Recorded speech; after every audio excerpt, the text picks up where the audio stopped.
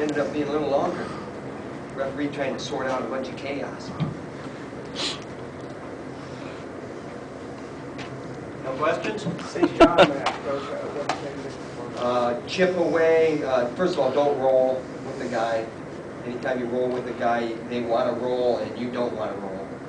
And he knows that, but he rolls with him, and it happens fast. You know, you got to be able to get those elbows out, get those wrists clear, and he caught us in a good move. And then chip away with what you're good. Don't panic. Don't try to get it all back at once. You know, you got to chip away with good holds, and his movement was good. He's moving well, and he wrestles well when he moves well. So it was a 1 or 2 point win. I think was it 9-8 maybe that comes to mind. Is that the score? 9-7. 9-7 for 2 points. So a lot worse than that, really.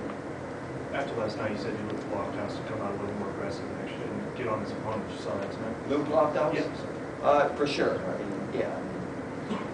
Just we're holding too much. Like out front, we're holding. You know, there's just so much more. When you're moving, it's like St. John. I said he's good when he moves, and that's why, because things open up, angles open up. Lofthouse, same thing. More movement. But, there's a lot of little technical things there that kind of bore the fans. But there's certain positional things you got to work on as well. Technical. How important for a young team to get back-to-back wins this weekend? It's important.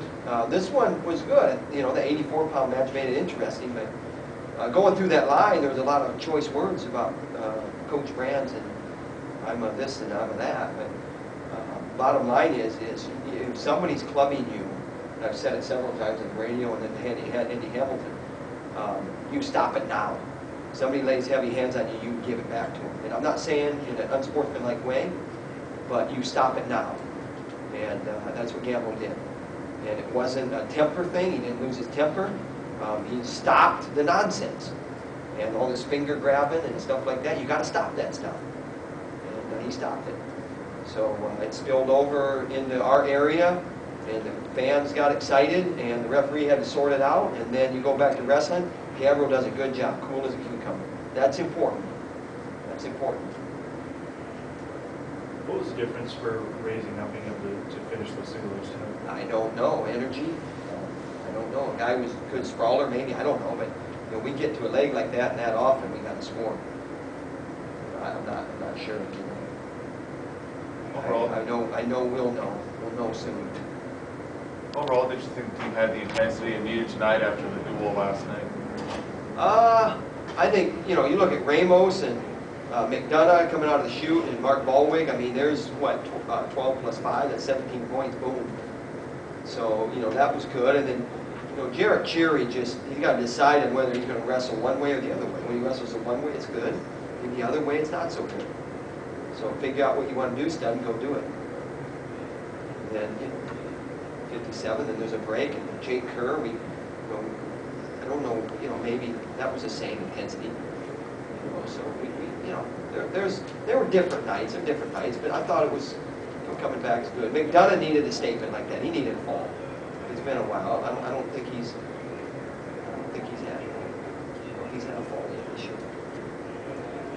Iowa Central Co. and then I don't think he's had a fall yet this year, so that's good. Let's get on a roll now. Falls are important to these guys. They're domination-minded.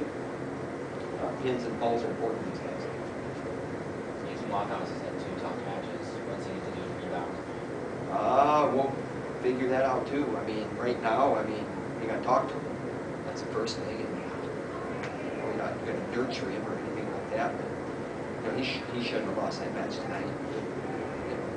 That's bulletin board material, but silliness. I mean, guy passing you out, you run by him or whatever the guy was doing. You just got to be tough and be a little bit more stingy and just not giving a guy so much.